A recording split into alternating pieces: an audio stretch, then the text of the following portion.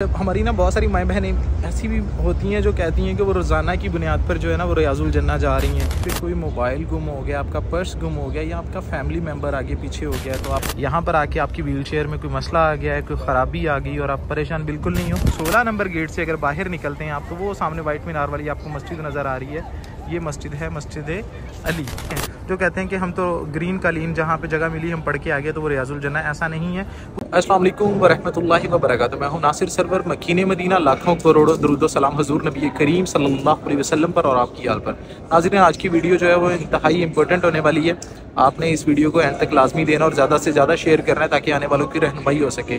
इस वीडियो में मैं आपको बताने जा रहा हूँ कि यहाँ पर जो भी लोग आते हैं, सबसे पहले उनको ये बताया जाएगा कि आपने रोज़ा रसूल पर हाज़िरी कहाँ से देनी है। दूसरा ये कि लोग पूछ रहे होते हैं कि जन्नतुल बकी में जाने की टाइमिंग क्या है। तीसरा ये कि अगर यहाँ पे किसी का कोई सामान गुम या चोरी हो जाता है या फैमिली मेम्बर कोई आगे पीछे हो जाता है तो उन्होंने रिपोर्ट कहाँ पे करवानी है। और चौथा ये कि अगर कोई एमरजेंसी की सिचुएशन बनती है, हॉस्पिटल जाना है, एमरजेंसी जाना है, तो मस्जिद नबी शरीफ में या कहाँ पर मौजूद है एमरजेंसी। पाँचवा ये कि म्यूज़ियम जो है वो यहाँ पर कहाँ पर मौजूद है। इसके अलावा जो है पैदल आप मस्जिद कुबा या सैयद शुहदा जाना चाहते हैं तो उसके लिए ट्रैक कहाँ से हैं। इसके अलावा मस्जिद नबी के गिर्द जितनी भी पैदल ज़ियारात हैं वो आप किस तरह से कर सकते हैं।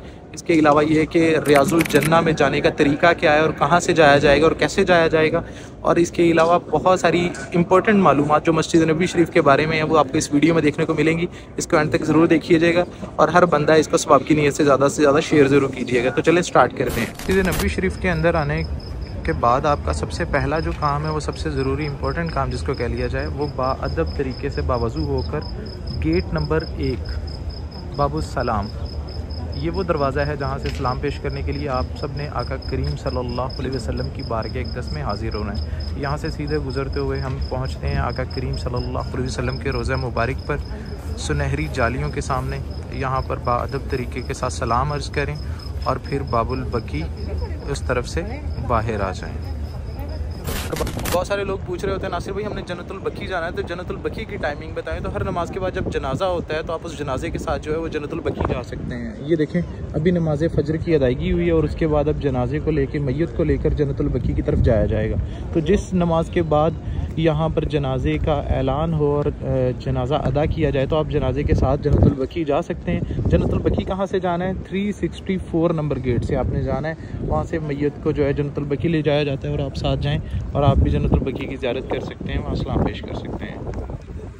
ये देखें ये जनाजे को जो है जन्नतुल बकी की तरफ लेके जाया जा रहा है। बस एक ख्याल करें कि अगर आप मस्जिद नबी के पिछले हिस्से में हैं या दूर हैं तो जनाजे में ज़रूर शामिल हों, लेकिन जन्नतुल बकी जाने के लिए या जो है जनाजे में शामिल होने के लिए आप दौड़ ना लगाएं। मस्जिद नबी के अदब का ज़रूर ख्याल रखें। तो ये देखें जनाजे को अभी जन्नतुल बकी लेके जा रहे हैं और ये सामने 364 नंबर गेट है जहाँ से ये जनाजा गुजर के सामने जन्नतुल बकी जाएगा।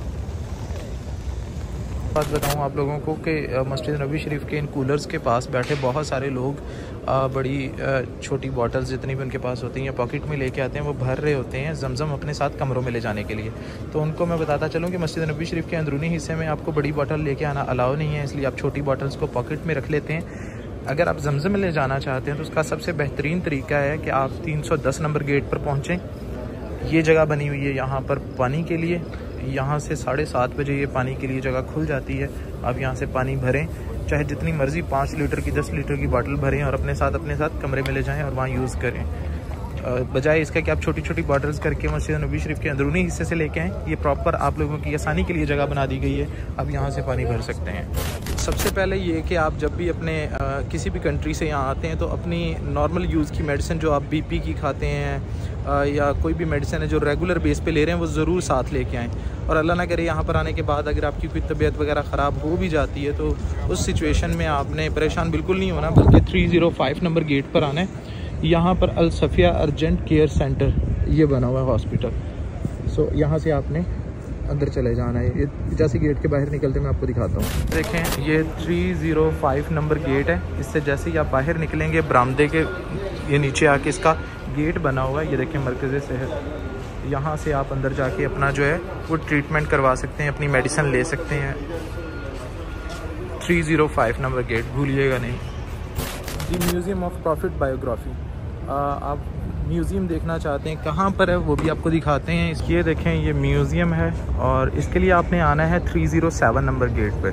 जैसे ही हम 307 नंबर गेट से बाहर निकलेंगे तो यहाँ पर 2 म्यूज़ियम है, एक है प्रॉफिट बायोग्राफी और एक है द प्रॉफिट मॉस्क एग्जीबिशन। ये दोनों अलग अलग हैं, एक इस तरफ है और एक इस तरफ है। हम दोनों दिखाते हैं आपको और इनकी टिकट्स क्या है उसके बारे में भी आपके साथ डिटेल शेयर करते हैं।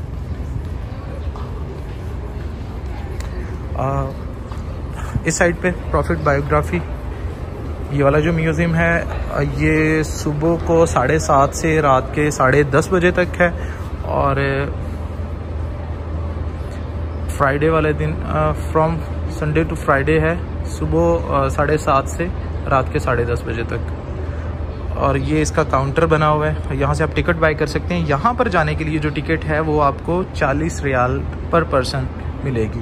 अच्छा, इसी के सामने दूसरा ये वाला म्यूज़ियम है जो मस्जिद नबी शरीफ के बारे में है और यहाँ का ये है कि यहाँ की टिकट है 15 रियाल।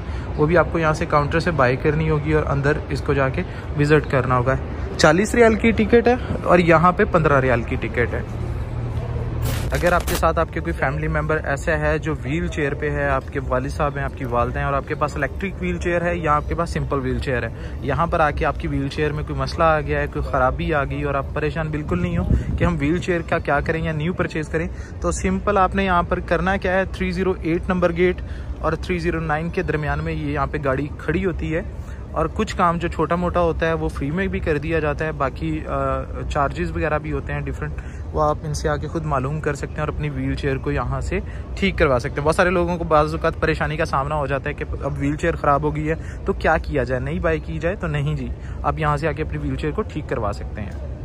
और अगर आप कुबा जाना चाह रहे हैं तो परेशान होने की ज़रूरत नहीं है। आपने 310 नंबर गेट से बाहर निकलना है। यहाँ से एक स्पेशल ट्रैक बनाया है जिसके ऊपर दूसरी कोई ट्रैफिक नहीं चलती, स्पेशल गाड़ियाँ जो कुबा तक लेके जाती हैं, लेकिन ये भी याद रखिएगा कि वो चार्ज करती हैं।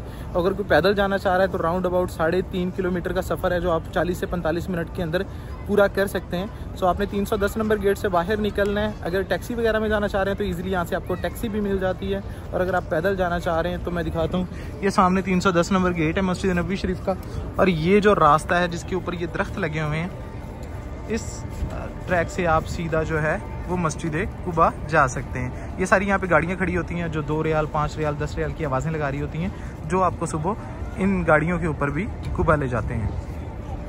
और जो लोग जो है वो सैयद शुहदा हाज़री के लिए जाना चाहते हैं, ज़ियारत के लिए जाना चाहते हैं, तो वो क्या करेंगे, वो मस्जिद नबी शरीफ के मरकज़ी गेट जिसका नंबर पहले 22 और 23 नंबर, अंदरूनी वही है नंबर, बाहर से 333 और 34 नंबर कर दिया गया है। इस गेट पर आप आएँ, यहाँ से सामने आपको जो है वो जबल उहद नज़र आएगा। ये देखें, यहाँ पे थोड़ा सा आगे जाएँ, ये फ्रेम जहाँ लगे हुए हैं इनसे आगे जाएँ, यहाँ पे आपको इजीली गाड़ियाँ मिल जाती हैं। उन गाड़ियों में आप 10 रियाल में, 5 रियाल में, डिफरेंट टाइप की गाड़ियाँ हैं और डिफरेंट उनके फेयर हैं। आप उनको वहाँ पे करके यहाँ से सीधा और पैदल भी आप यहाँ से सीधे सैयद शुहदा की बारगाह में जो है वो सलाम के लिए जा सकते हैं।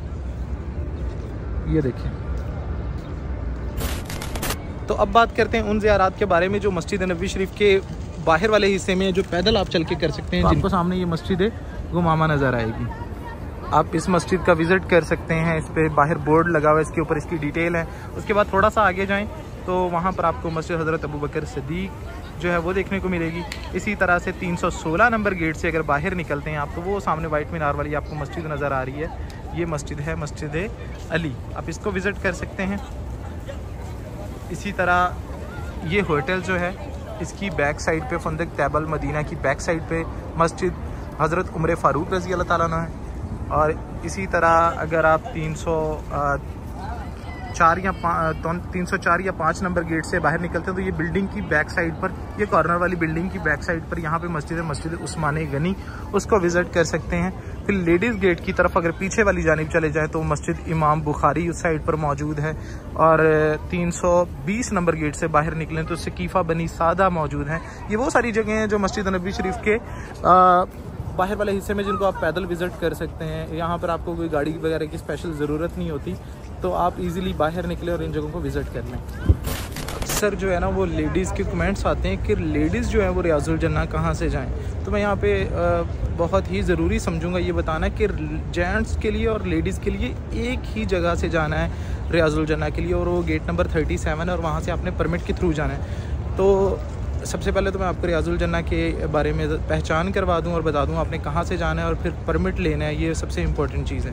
रियाजुल जन्ना का जो एरिया है वो बताता चलूं कि रोज़ा रसूल सल्लल्लाहु अलैहि वसल्लम से लेकर मिंबर रसूल सल्लल्लाहु अलैहि वसल्लम के सामने तक ये वाला सारा एरिया रियाजुल जन्ना का एरिया कहलाता है। अच्छा, अब होता क्या है कि पहले जो लोग आया करते थे मस्जिद नबी शरीफ के पूरे हिस्से में रेड कालीन और रियाजुल जन्ना में सिर्फ ग्रीन कलर के कालीन हुआ करते थे, तो लोगों को ये था कि जो ग्रीन कालीन की जगह है वो रियाजुल जन्ना है। तो आज भी बहुत सारे ऐसे लोग मिलते हैं जो कहते हैं कि हम तो ग्रीन कालीन जहाँ पे जगह मिली हम पढ़ के आ गए तो वो रियाजुल जन्ना। ऐसा नहीं है, पूरे मस्जिद नबी शरीफ के अंदरूनी हिस्से के अंदर ग्रीन कालीन कर दिए गए हैं। तो इसके लिए जो एक स्पेसिफिक एरिया है, इसके अंदर जाने के लिए आपको एक ही जगह से जा सकते हैं और वो जगह है 37 नंबर गेट। वहाँ से आप परमिट दिखा के अंदर जा सकते हैं। अब आप किसी भी कंट्री से आ रहे हैं, आपने करना क्या है कि यहाँ पर आके परेशानी से बचने के लिए वहाँ पे अपने नुस्ख एप्लीकेशन इंस्टॉल करें। उसके अंदर आपको शेड्यूल के मुताबिक आपको पता होगा कि आपने कौन सी डेट से कौन सी डेट तक जो है वो मदीना में ठहरना है। अब उस डेट के मुताबिक अपना रियाजुल जन्ना का परमिट जो है वो डन कर लीजिए ताकि आके यहाँ पर आपको किसी किस्म की कोई परेशानी ना हो। और अगर आपने परमिट ले लिया है और फिर आपने करना क्या है, राउंड अबाउट आधा घंटा आपने पहले जाके जो है ना वो लाइन में लगना है ताकि आपका टाइम एक्सपायर ना हो जाए। एक और चीज़, बाज़ुकात आपको परमिट मिल ही नहीं रहा होता और लोग बहुत परेशान हो रहे थे। ऐसी सिचुएशन में क्या करें, तो ऐसे में आपने 37 नंबर गेट के सामने खिदमात का एक ऑफिस है, वहाँ चले जाना है। वो आपकी इंशाल्लाह बेहतर रहनुमाई फरमाएंगे। और हमारी ना बहुत सारी माएँ बहनें ऐसी भी होती हैं जो कहती हैं कि वो रोज़ाना की बुनियाद पर जो है ना वो रियाजुल जन्ना जा रही हैं। तो मैं वो भी बात क्लियर करता जाऊँ, बहुत सारी हमारी माँ बहनें जो हैं वो गेट नंबर 32 से अंदर जाती हैं। जैसे मर्द हजरात बाबू सलाम से सलाम पेश करने के लिए अंदर जाते हैं ज़ियारत के लिए, तो लेडीज़ के लिए जो गेट है वो 32 नंबर गेट है जिससे वो अंदर जाती हैं सिर्फ सलाम अर्ज़ करने के लिए, ज़ियारत करने के लिए। तो वहाँ पे नफल वगैरह भी पढ़ लेते हैं, तो वो समझते हैं कि वो रियाजुल जन्ना जाने का एरिया है। तो वो रियाजुल जन्ना नहीं, रियाजुल जन्ना से बाहर का एरिया। वहाँ पे जस्ट आप जैसे मर्द हजरात सलाम पेश करने के लिए जाते हैं तो वो औरतें भी वहाँ से ज़ियारत के लिए सलाम पेश करने के लिए अंदर जाती हैं। 358 नंबर गेट के सामने बाबे जिब्रील अर्जेंट केयर सेंटर, एक यहाँ पर भी एमरजेंसी है।